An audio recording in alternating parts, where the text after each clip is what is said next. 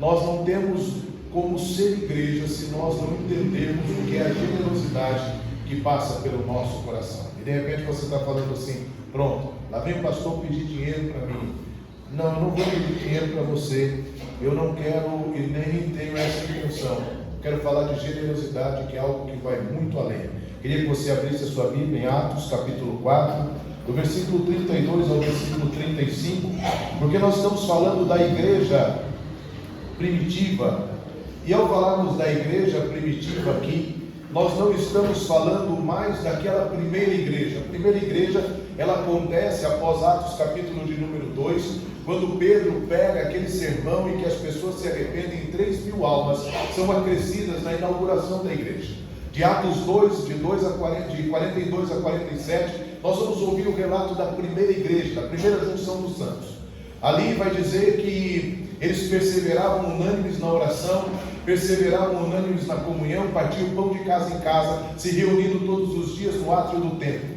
Eles tinham muito temor e por isso Deus fazia muitos milagres através dele. Caiu na graça do povo, e o versículo que encerra vai dizer que o Senhor acrescentava os salmos à igreja. Capítulo 3 de Atos, nós vamos ter uma passagem aonde nós vamos olhar para um homem que está à porta da igreja, um coxo de nascença que está posto ali para esmolar. Ele se encontra com Pedro e João, estica a mão, talvez esperando receber uma oferta. Mas eles dizem: não tenho prata, não tenho ouro, mas o que eu tenho te dou, levanta e anda. Ele entra. Ao entrar, as pessoas ficam alarmadas. Mais uma vez, Deus impactando as pessoas através dos seus milagres. Quando ele faz isso, o que é que vai acontecer? Pedro se levanta mais uma vez e prega, e a igreja sobe para quase 5.000 pessoas. O capítulo 4 vai começar a nos dizer como esse quase 5.000 pessoas viviam.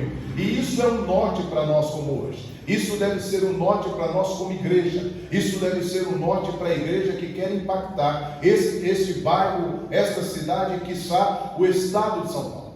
Se nós pensamos, eu ouvi há pouco no início de uma construção que está sendo feita e uma expectativa pela inauguração desse templo. Se nós queremos concluir este templo, se nós queremos que o dono do ouro e o dono da prata realmente envie os seus recursos e cuide da igreja que é dele, que o filho dele morreu por esta igreja, nós precisamos aprender o que é uma igreja generosa. Então, do versículo 32 ao versículo 35, eu convido você a essa leitura em Atos capítulo 4, diz assim: da multidão dos que creram, era um o coração e a alma. Ninguém considerava exclusivamente sua nenhuma das coisas que possuía. Tudo porém lhes era em comum. Com grande poder os apóstolos davam testemunho da ressurreição do Senhor Jesus, e em todos eles havia abundante graça, pois nenhum necessitado havia entre eles, porquanto os que possuíam terras ou casas, vendendo-as, traziam os valores correspondentes e depositavam aos pés dos apóstolos. Então se distribuía a qualquer um à medida que alguém tinha necessidade. Oremos. Pai, em o nome do Senhor Jesus, nós oramos esta noite, gratos pelos 29 anos desta casa de oração. Obrigado por cada irmão, por cada história, por cada tijolo assentado, por cada reunião nas casas, antes de começarmos a nos reunir aqui como organização. Mas obrigado porque até aqui o Senhor nos trouxe. Mas nós queremos já te agradecer antecipadamente pelo que o Senhor ainda pode fazer, quer fazer e vai fazer nas nossas vidas. Então, fala conosco esta noite, nos usa, nos inspira através da sua santa palavra. Esta é a nossa oração em nome de Jesus. O texto que nós lemos descreve uma igreja generosa, uma comunidade unida com um só coração, alma, onde a graça era abundante, a generosidade era radical. O texto que lemos diz que eles compartilhavam bens voluntariamente, diz que eles tinham a garantia de que no meio deles não haveria nenhum necessitado, enquanto testemunhavam com poder a ressurreição de Jesus, que se torna um modelo de comunhão, de amor prático e de desapego. Quando eu olho para isso, eu começo a pensar de que este é um modelo que talvez hoje, na discrepância religiosa e eclesiológica que nós estamos vivendo nesta nação, pela enxurrada de coisas que foram mandadas para nós, made in USA, desde os Estados Unidos, onde nós perdemos pouco da nossa identidade. Quando eu digo pouco, porque existem muitos remanescentes que ainda perseveram em ter uma igreja generosa. Estamos juntos aí, amigão? Então pode passar para mim, por favor. Quando nós falamos de generosidade, nós precisamos entender primeiro o que é.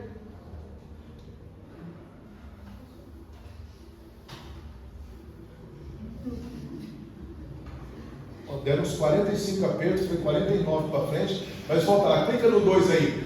Vai, dá um F5 que o negócio fica legal. Então, o que é generosidade? A primeira coisa que nós precisamos aprender quando falamos de generosidade é entender o que é generosidade. Clica lá. Generosidade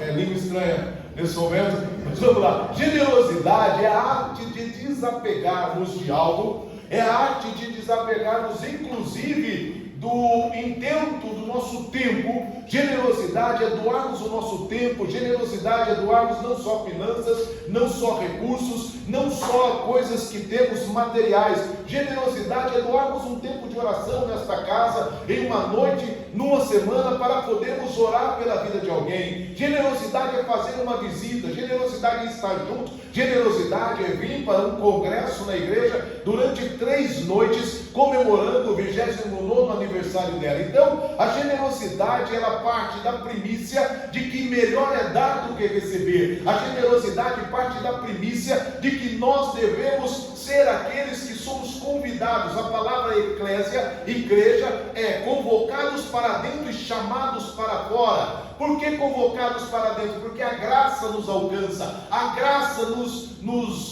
molda, e nós somos convocados para dentro, e daqui nós somos chamados para fora, para que a generosidade, a multiforme sabedoria de Deus seja conhecida através da igreja, para alcançar a vida das pessoas. Quando nós partimos desta premissa, nós olhamos para o texto que lemos e vamos começar a identificar o que é que talvez nós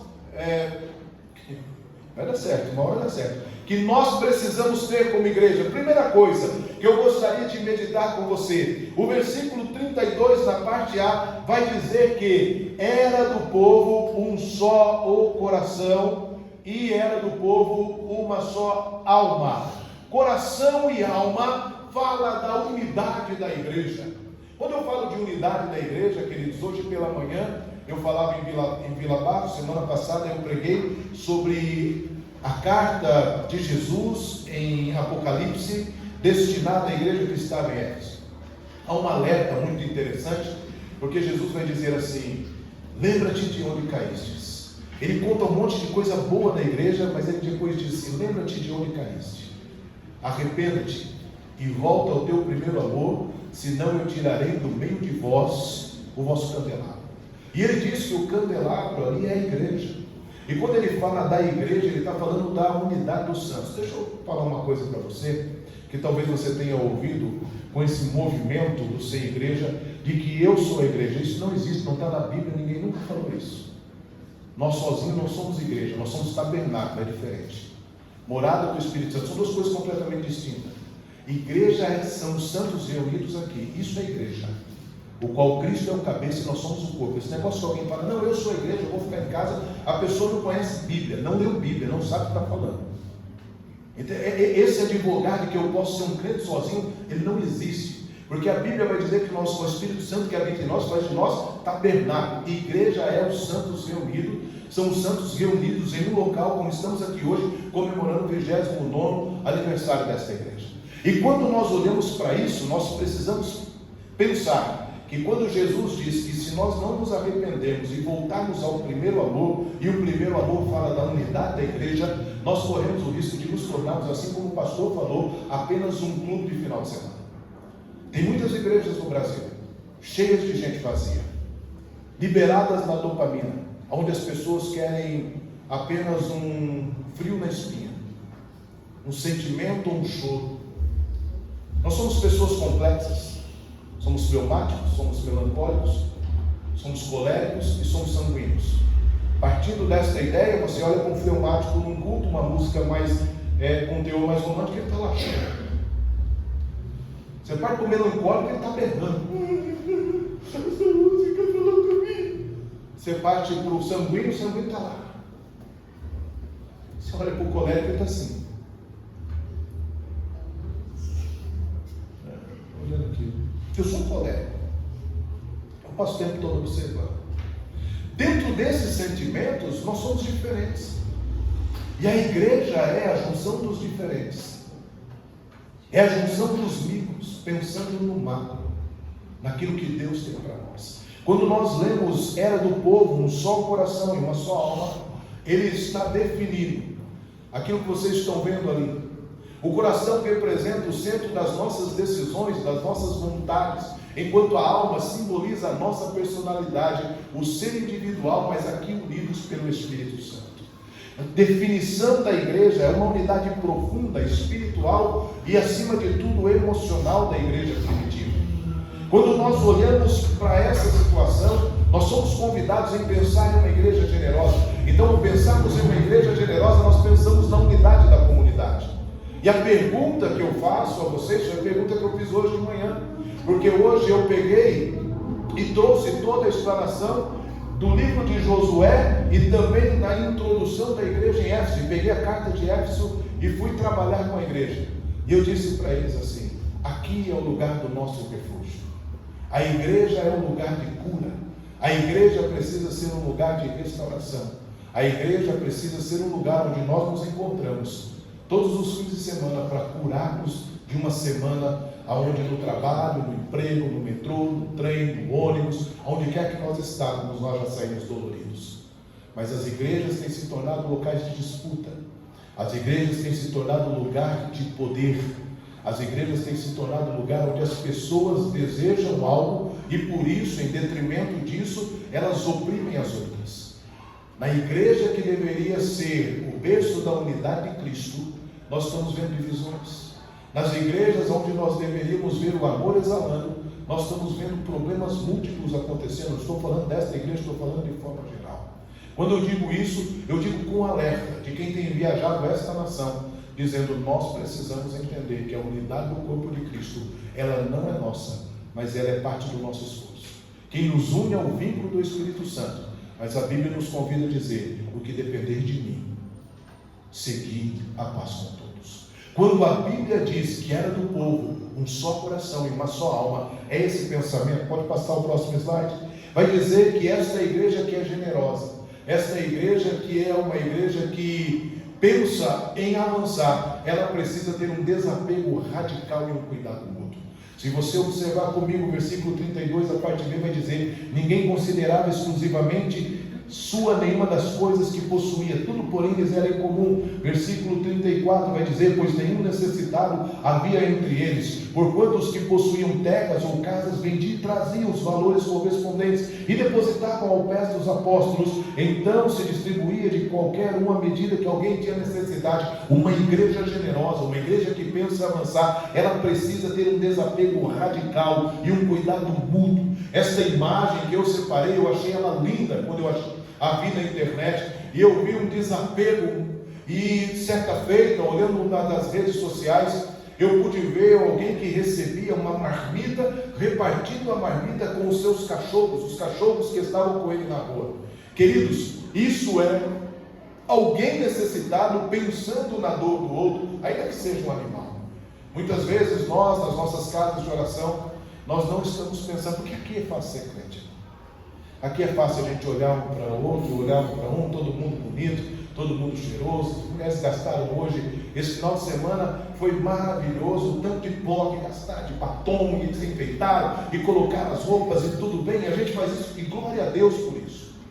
E glória a Deus por isso, porque nós somos a noiva do Cordeiro. Esse negócio de noiva do Cordeiro, esse dia eu estava pegando no pé da igreja, nem sei porque eu entrei no assunto, mas agora já foi. Eu estava pegando no pé da igreja, a gente vai celebrar a ceia, o pessoal parece que está no velório. A morte de Jesus, nós estamos celebrando a ressurreição dele, nós estamos celebrando a glória dele, nós estamos celebrando a vitória sobre a morte, nós estamos celebrando a nossa salvação. E a gente porque é um peso de um credo religioso que vem sobre as nossas vidas desde a nossa cultura de formação através do catolicismo. E nada contra a igreja católica, por favor. Eu fui seminarista para ser padre, não deu certo. Mas eu fui seminarista para ser padre, amo e respeito a igreja católica, não estou falando mal da igreja católica, mas a nossa formação eclesiológica no Brasil, ela é uma formação, sou professor de história, eu sei o que estou falando, é uma formação imputada pelo catolicismo apostólico romano, porque nós somos formados desse jeito. E aí fomos formados como se nós fôssemos devedores o tempo todo. Sim, somos devedores do Cristo, somos devedores de uma unidade, sim, mas nós somos agraciados pela salvação. Nós temos uma dádiva dada por Deus que nos tirou das trevas e nos colocou no seio do Filho do seu amor. Nós não éramos, mas agora somos, como diz 1 Pedro capítulo 2, versículo 9, vai dizer que nós não éramos, mas agora nós somos nação santa, sacerdócio real, povo de propriedade exclusiva de Deus, a fim de proclamar as virtudes daquele que nos chamou das trevas e nos colocou na sua maravilhosa luz. E isso faz parte de um desapego radical e de um cuidado mútuo. Ontem eu ministrava para casais e eu falava assim: muitas vezes nós somos egoístas dentro de casa. Todo mundo casou para ser feliz. Está tudo errado. Eu não casei para ser feliz, porque se eu falo em amor, eu casei para fazê-la feliz. E quando eu a faço feliz, ela me devolve a felicidade me fazendo feliz. É o princípio da doação, é o princípio do cuidado mútuo. Então nós precisamos entender que quando eles vendiam tudo e traziam os valores aos pés dos apóstolos, não é isso que nós vamos fazer hoje. Você não vai vender todas as suas coisas, trazer aos pés do pastor Gabriel para ele poder ministrar. Não é isso. Eu não estou falando do seu dízimo, eu não estou falando da sua oferta, mesmo porque a gente fica, às vezes, vendendo uma forma de dizimar e de ofertar, que eu tenho um pavor de algumas comunidades evangélicas no Brasil que dizem assim: você traz porque Deus vai te abençoar, você traz porque Deus vai te dar. Irmãos, isso não existe. Eu não devolvo o meu dízimo, eu não devolvo a minha oferta porque Deus vai me dar, eu devolvo o meu dízimo e minha oferta porque Ele já me deu. É porque Ele já me supriu. É porque Ele já cuidou de mim, é porque Ele já cuidou das minhas necessidades. Então, por adoração, eu devolvo ao Senhor. E quando eu não devolvo, eu estou dizendo para Ele que eu sou ingrato pelo que Ele está fazendo na minha vida. Que silêncio que ficou. Desculpe se foi forte, mas é um fato. Porque quando nós olhamos para isso, a generosidade voluntária, ela não é imposta, não há necessitado, porque o foco não sou eu, o foco é o outro. Uma igreja generosa aprende por isso. O terceiro ponto: a igreja generosa, ela tem um testemunho poderoso. Versículo 33 diz assim: com grande poder os apóstolos davam testemunho da ressurreição do Senhor Jesus, e em todos eles havia graça abundante. Se você voltar um pouco e for ao capítulo 2, você vai ver que a Bíblia diz que eles caíram na graça do povo. E porque eles caíram na graça do povo, o Senhor acrescentava os salmos à igreja. Deixa eu te dar uma notícia. Nós pastores temos um hábito muito interessante de estudarmos sobre o crescimento de igreja. Eu falo na igreja multiplicadora desde 2015. Falo sobre pequenos grupos. É um método maravilhoso da nossa instituição. Fizemos uma conferência agora há pouco tempo na igreja de Vila Barros. Estou terminando o curso. Começo na próxima terça-feira a falar sobre igreja simples. São métodos, são fórmulas que nós estamos implantando para que a igreja cresça, para que nós possamos alcançar os nossos familiares. Mas não existe método maior de crescimento da igreja do que cair na graça do povo, do que cair na graça daqueles que querem ouvir de Jesus sem ouvir palavras. Billy Graham diz: pregue a todo tempo, e quando for preciso, use palavras. Nós vivemos em uma época em que nós estamos em uma nação que já foi evangelizada, mas não foi cristianizada. Há uma diferença muito grande de ouvir do Evangelho e uma diferença muito grande de ter Cristo em nós. O apóstolo Paulo tinha ouvido do Evangelho, o apóstolo Paulo tinha ouvido das pessoas, o apóstolo Paulo tinha ouvidos do caminho, e o que ele tinha nas mãos era uma carta para poder matar. O capítulo 7 diz que Estevão traz uma pregação, talvez a maior ministração expositiva da Bíblia. E Paulo consente com a sua morte e pega o caminho de Damasco. No capítulo 9 ele se encontra com Jesus no caminho.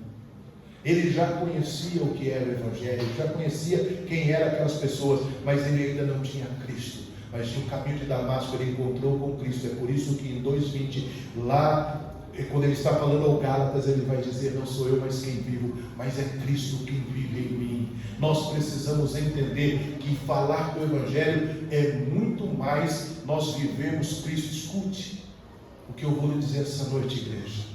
Ao comemorar 29 anos, eu tenho certeza que é um sonho no coração de vocês, é um sonho no teu pastor, de que talvez nos 30 anos a construção esteja terminada, possa haver uma grande inauguração no templo, e quisera o Senhor que isso acontecesse. E quem dera nós pudéssemos ter muito mais gente nessa igreja. Então vamos criar um método, vamos criar uma fórmula, vamos criar um jeito de captar recursos. Não, nós vamos adorar o dono do ouro e da prata. Nós vamos fazer aquilo que compete a nós como cristão. Nós vamos ser generosos. Vai haver em nós um só coração e uma só alma. Nós seremos um só. Nós seremos realmente de fato irmãos. Porque aqui nós somos irmãos. Nós somos irmãos unidos por um único sangue, o sangue que nos comprou e nos lavou. A Bíblia diz que Ele nos comprou, povos de todas as línguas e nações, e Ele nos reuniu nesta igreja, no Jardim Guaraci, na cidade de Guarulhos, para este tempo, para esta época, para dizer que nós somos a referência, para que este bairro o conheça, mas vai conhecer através da nossa generosidade, vai conhecer através do nosso desapego, da nossa generosidade mútua, da nossa alma e do nosso coração. E o terceiro ponto que eu quero pensar é que nós temos um testemunho poderoso. A pregação da ressurreição vinha acompanhada de poder, validada pela vivência da comunidade. Grande graça era sobre todos. A generosidade é fruto de uma graça operando na vida do crente. Escute, quando eu digo eu sou cristão, eu preciso dar a Ele a liberdade de agir através de mim. Eu vou usar uma frase. Eu gostaria que você pensasse bem, para que você não entendesse como heresia. Mas o Cristo que muita gente vai ver não é o Cristo da cruz, é o Cristo que você deve ser na sociedade. Vou te dar uma notícia. Eu sei que você sabe, eu só quero trazer um alerta, que o nome de Jesus não era Jesus Cristo. Ok? Todo mundo acha que Jesus chamava Jesus Cristo, que o sobrenome de Jesus era Cristo. Não é. A palavra Cristo significa ungido, enviado, Messias. Então a palavra é Jesus ou Cristo, Jesus ou enviado. Jesus, salvação, Josué, José, é a mesma variação de nome. Então significa o enviado, o Messias, o ungido para salvar. Quando o Gamaliel, interpelado por todos, disse: o que nós vamos fazer com esse povo? Ele fala assim: não, gente, vamos fazer o seguinte, vamos parar de brigar com eles, porque se for de Deus, ninguém vai barrá-los. Se não for de Deus, vai dissipar. Quantos movimentos vocês já viram? Quantos movimentos já se fecharam? Mas se for o movimento de Deus, tudo bem. E foi ali a primeira vez que eles foram chamados de cristãos, que significa pequeno Cristo. Você é o enviado, você é o ungido. Eu estou falando de óleo, estou falando de Espírito Santo, para salvar a tua casa, para salvar a tua família. Que lindas crianças falando o versículo. E um deles foi: crer no Senhor Jesus, será salvo tu e a tua casa. Você é um ungido, você é o Cristo do seu trabalho, que precisa renunciar a muitas coisas, que precisa ter coração generoso, que precisa ter generosidade de doação, para que outros do seu trabalho possam encontrar a salvação através da cruz do Calvário. Quando há um testemunho poderoso da igreja, a graça abundante alcança a todos. Vou te contar um episódio. Eu sei que isso não acontece aqui, pastor Gabriel, mas como aconteceu comigo, eu preciso relatar aos irmãos, até a nível de prevenção. Certa feita eu fui sentar com uma pessoa e eu fui falar com o filho desse meu vice-presidente. Não podia nem falar que era vice-presidente, mas era o filho dele. Eu fui falar com ele. Falei: queridão, vamos lá, né? Você toca baixo, vamos voltar para a igreja. E não sei o que lá. Ele falou assim: pastor, não vou não. E por que você não vai? Eu falei: nem meu pai gosta da igreja, o que eu vou fazer? Eu falei: mas que é tudo não, pastor. Tem domingo à noite aqui, quando termina o culto, na hora que ele corta o bife, ele corta o senhor junto. Ele chega aqui, ele reclama do louvor. Ele chega aqui, ele reclama do tempo da pregação. Ele chega aqui, ele reclama da escola bíblica. Ele reclama de tanta coisa. O que eu vou fazer numa igreja que nem ele gosta? E aí eu fiz cara de alface. Falei, tá bom, desculpa. Pois é. Ele falou, mas não é nada com o senhor não, pastor. Porque todos os pastores que passaram aí era a mesma coisa. O problema é com meu pai. A graça abundante que a igreja vai levar para dentro da minha casa é quando eu aprender que na graça abundante, na generosidade da igreja, tudo era feito através dos apóstolos. Isso chama respeito. Efésios 4, de 11 a 13, vai dizer que o Senhor deu à igreja apóstolos, profetas, evangelistas, pastores e mestres para a edificação do corpo, para que o corpo cumpra o ministério. Generosidade é a gente entender que a graça que está sobre todos, ela é fruto da operação de Jesus e do Espírito Santo na vida do crente. Eu quero te fazer, se você puder passar, querido, algumas perguntas para que a gente possa pensar em como eu posso fazer parte dessa igreja generosa. Nosso cristianismo, nossa igreja está realmente refletindo Cristo na terra? Essa é a pergunta. Eu tenho um grande desafio em Vila Barros. Vila Barros é uma igreja expansiva. Vila Barros é uma igreja que tem bastante gente. Mas o meu medo e o meu receio, eu tenho conversado com eles, é que nós tenhamos muita gente e sejamos talvez uma igreja grande e não uma grande igreja. É uma diferença muito distinta. Eu já pastoreei a igreja com 14 pessoas. Eu já pastoreei a igreja, irmãos, que eu fui pregar nela e nós ficamos lá e tudo bem. E no outro dia dormimos no hotel, passamos na casa da presidente da igreja e ela deu a chave na porta e falou, agora sou é o pastor da igreja. Eu falei, como assim? Eu sou pastor lá na Olivante, como que eu vou? Não, porque aqui não tem, a gente teve que ir para a igreja. A igreja fechada. Não tinha ninguém. Nem a presidente queria mais saber da igreja. E ela frequentou uns 3 cultos, depois ela desistiu. Mas uma igreja que hoje vai ser organizada, era uma missão. Eu já pastoreei igrejas com 20, com 30 pessoas. Eu pastoreei uma igreja na pandemia sem ninguém. Mas batizamos 9 pessoas. Porque Deus fez a graça, a abundância dele, alcançar vidas através da generosidade da igreja. Eu batizei um casal que eu fiquei impressionado. O primeiro culto que ela foi, ela assistiu várias lives e ela então decidiu ir na igreja logo na abertura. Ela foi, e aí o marido dela foi buscar ela, bateu o carro. E alguém disse assim, o demônio se levantou contra eles porque estava vindo. Não, um outro cara, talvez fosse o capiroto no menino, mas bateu. E ele tinha tudo para nunca mais ir na igreja. Afinal de contas, a mulher resolve ir para a igreja, resolve visitar aquela casa de oração. Ele vai contrariado buscar a mulher e ainda bate o carro. Mas a graça e a generosidade de nós estarmos com ele, vivendo, andando, estando ao lado dele, fez com que nós batizássemos os dois. A menina dele, pequenininha, Guarapuava, vem sotaquear. Todas as vezes que ela manda uma mensagem, ele manda um áudio, ela pergunta assim, como está, pastor? E as piazinhas, como é que elas estão? Fala assim, esses dias eu olhei para Eloá, desse tamanhozinho, a menina já está. Eu fiquei observando. Essa semana nasceu neto do meu vice-presidente. E eu fico olhando quando aquele relacionamento foi começar, eles não queriam. E nós aconselhamos, hoje a filha está casada, nasceu um neto, eu fico olhando para aquilo. Falei, meu Deus, quanta graça e misericórdia tem alcançado pessoas. Seria interessante, nasceu um neto, tudo bem, se o menino não fosse contra a igreja, se o menino não falasse contra a igreja, católico, praticante, que dá inveja muito crente a prática da religiosidade dele, e ele advogava contra a causa da igreja. Mas um dia nós tomamos um chimarrão junto, um dia nós comemos um churrasco junto, e um dia nós nos aproximamos, e a graça de Deus, pela multiforme sabedoria, o alcançou, e eu o batizei, e eu batizei a sua esposa. E o sonho deles foi que eu fizesse o casamento. E quando eu disse para eles que se eles tivessem me convidado, eu tinha ido, ela começou a chorar esses dias numa ligação. Ela falou, pastor, a gente achou que porque era muito longe. Eu falei, eu ia, com todo prazer, fazer esse casamento. E agora eles estão achando que querem me levar para apresentar o menino. Eu falei, não vai dar assunto no seu pastor, por favor, deixa ele apresentar. Mas é muito de graça, sabedoria de Deus.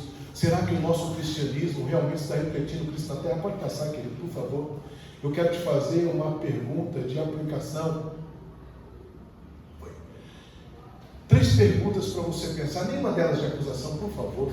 Eu quero que você me entenda. Pastor Gabriel me encomendou mensagem, eu não vim aqui para te oprimir, eu não vim aqui por causa não, eu quero fazer 3 perguntas para você. Como sua vida financeira reflete a sua conversão?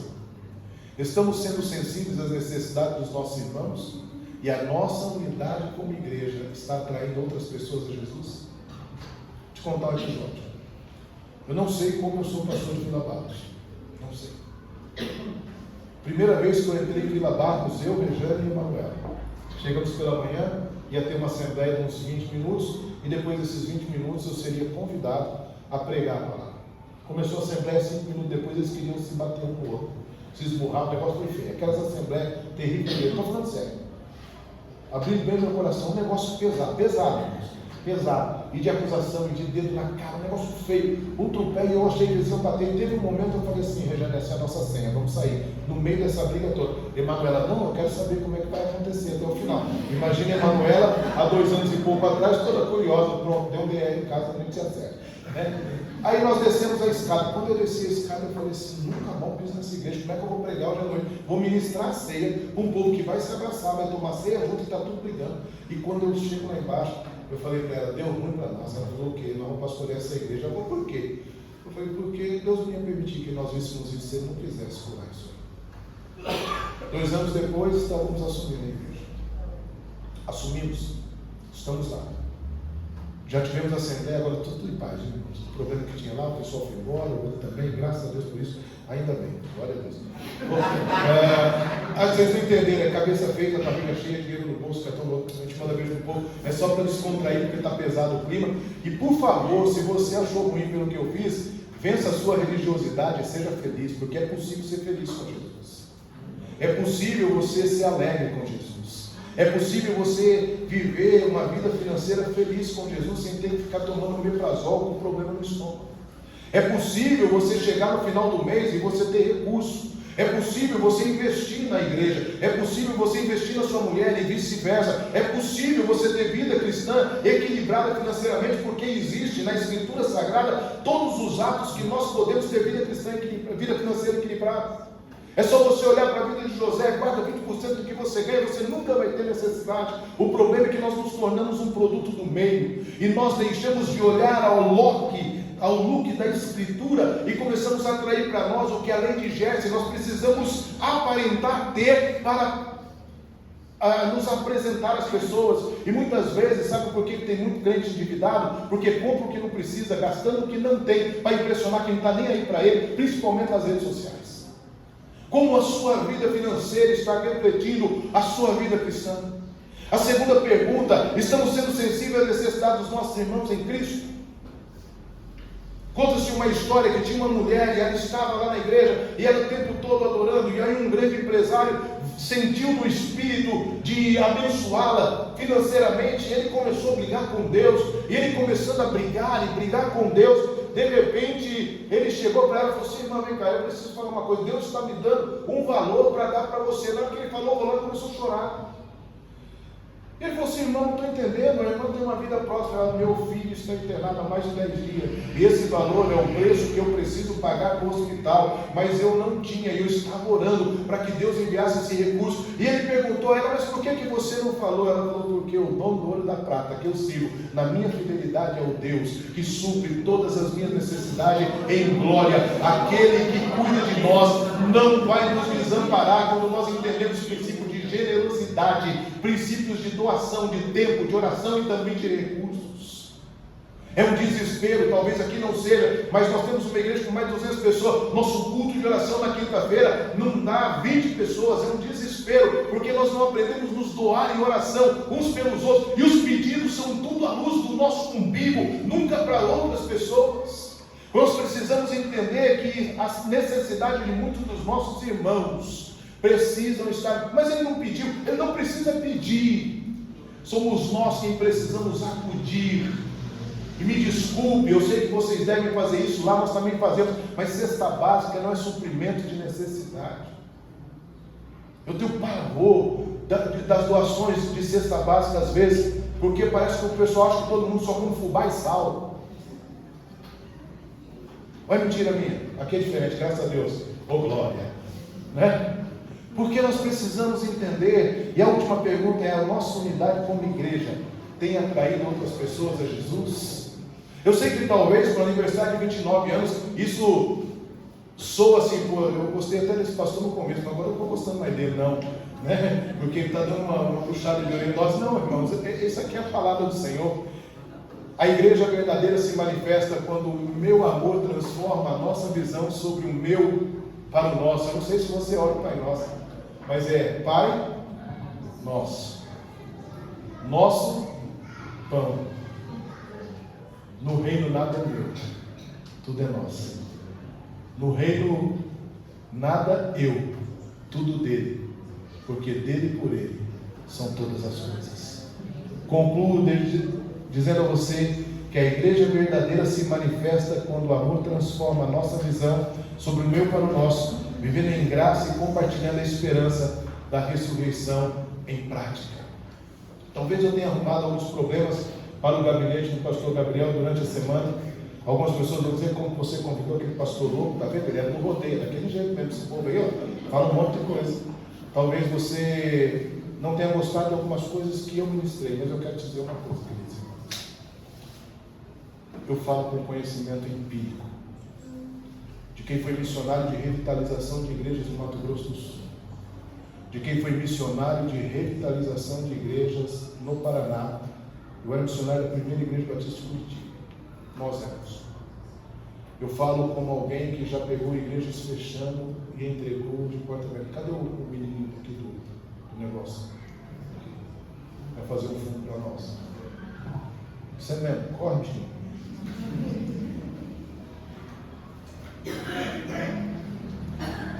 E um dos maiores problemas de divisões de igreja, e um dos maiores problemas que impede a igreja de avançar, falei hoje pela manhã lá na nossa casa, é a falta de unidade no corpo de Cristo. Porque a falta de unidade traz falta de generosidade. Um reino dividido contra si não subsiste, mas aonde existe união, diz que o Senhor derrama o seu óleo e derrama a sua provisão. O Salmo 133 é um alento para nós. Como diz, com bom e agradável é que os irmãos vivem em união. Ele vai dizer: porque ali o Senhor ordena a sua bênção para todos sempre. Aleluia. E quando ele ordena a bênção para todos sempre, ele ordena a partir da liderança, porque ele fala do sacerdote. O óleo desce na cabeça e na barba do sacerdote. Porque não tem bênção na igreja se não passar pelo sacerdócio. Aleluia. Mas ele vai dizer que é como um monte de irmão.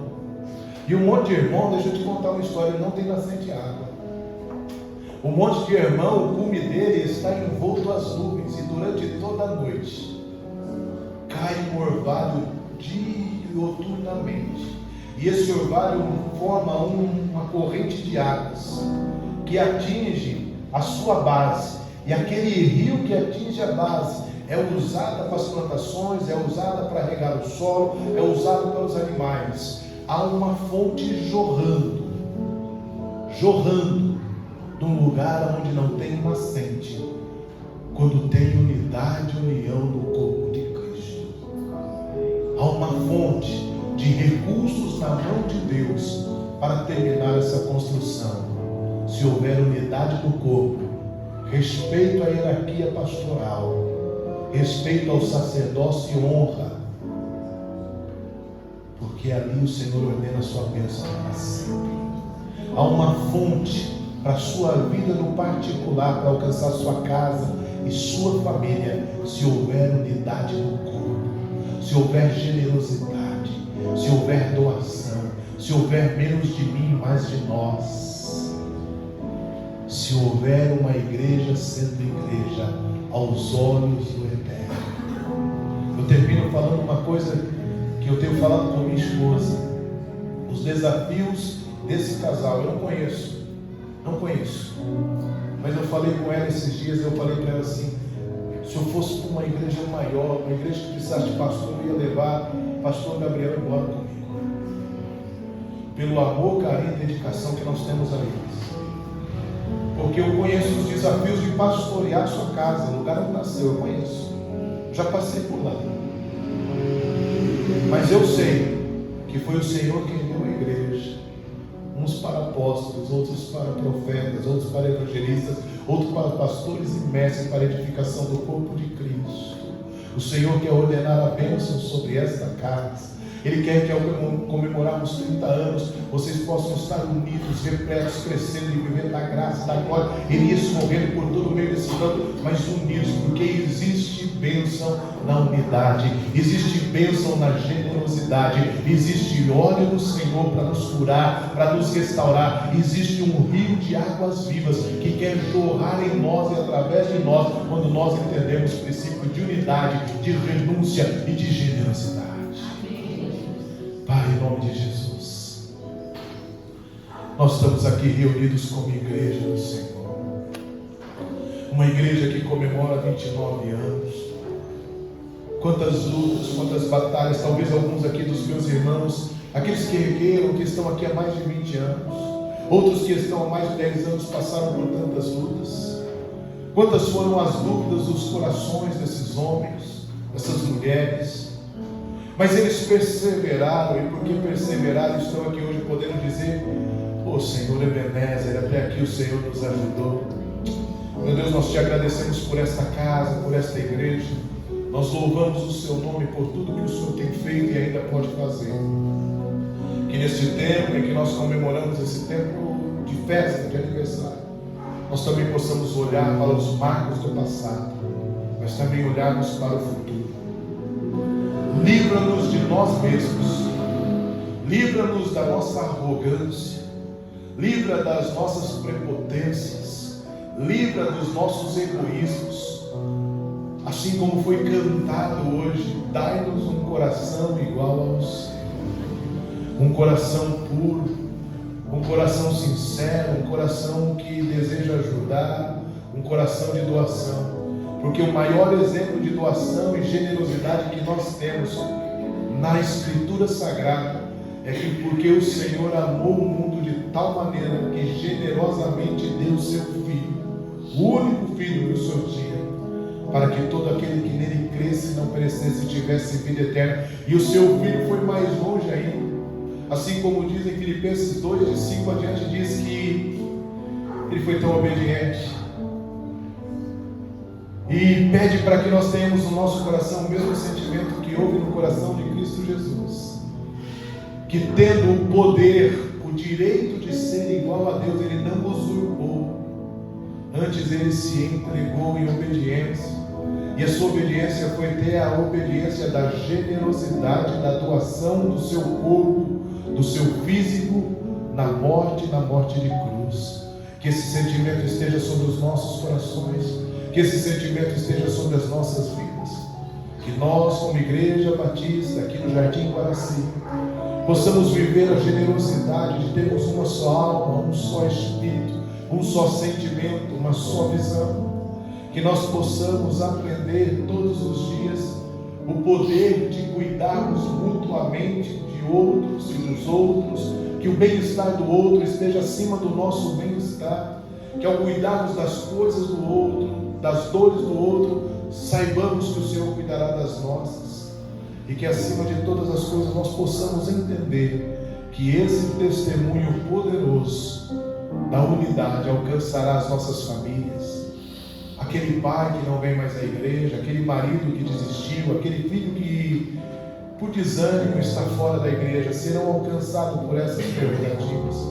Nós oramos, Pai, abençoando esta casa de oração, abençoando a vida do pastor desta igreja, da sua esposa, do seu filho, abençoando a vida dos diáconos, dos líderes, dos jovens, dos adolescentes e das crianças, mas também abençoando a vida dos anciões. Ninguém constrói nada se não for sobre os ombros dos valentes que chegaram primeiro. Então nós honramos a todos agora em nome de Jesus. Nós te agradecemos, Pai, por essa noite festiva, por essa noite que nós podemos refletir sobre a sua palavra, e que ela fale conosco através do seu Espírito a tempo e fora de tempo. Que a glória do Senhor se estabeleça em nós e através de nós. Assim oramos agradecidos em nome de Jesus. Amém e graças a Deus.